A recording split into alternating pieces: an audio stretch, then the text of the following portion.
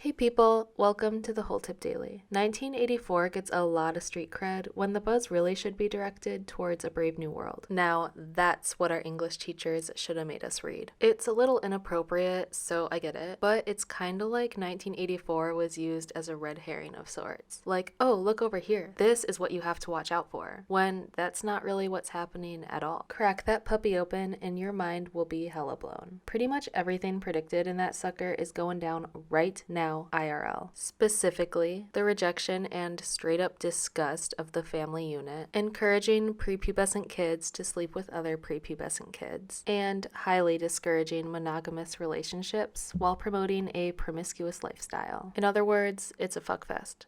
They have sex with everybody. Does any of this sound familiar at all? And why? What exactly is the purpose of making everyone a dirty whore? Well, the reason they did it in that literary masterpiece is the same reason they are pushing that shit on us today. It drains us of our empathy and ability to form a strong bond with another individual. As the book predicted, and as we are seeing right in front of our gorgeous faces, the absence of family and the inability to truly bond with another person helps to create a society totally devoted to the government. It's part of the reason Christianity is so hated on by the mainstream. It's the religion of the West, and the powers that be want to shatter that. Can't have people that believe there's a higher power than good old government boy. Can't have people serving a god over their system. The way they see it, they are the only gods we should concern ourselves with. Also, common sense morals and aiming to be a good person doesn't exactly speed up the process of society destroying itself from the inside out. But back to the topic at hand. This is why we're seeing so many forces trying to rob children of their innocence, trying to fuck them up for life.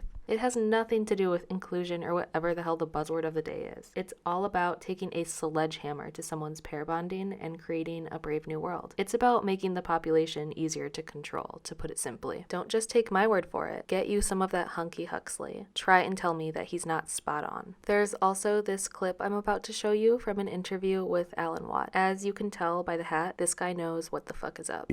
He says we must promote free love in order to destroy and end the obsolete family unit. Once that's done, he said, the family is no longer in the way when government comes for an individual.